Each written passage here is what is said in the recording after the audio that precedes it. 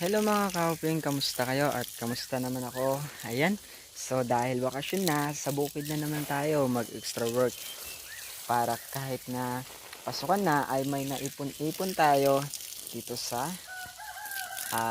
bukid. So ayan, so nagdidilig nga po pala ako ngayong umaga. Ayan mga kauping. So dahil wala na rin pasok at siyempre extra work, hanap ng pwedeng pagkakitaan. Kaya ito yung ginagawa natin ngayon. So nagdidilig tayo ng mga halaman o ng mga gulay dito sa bukid.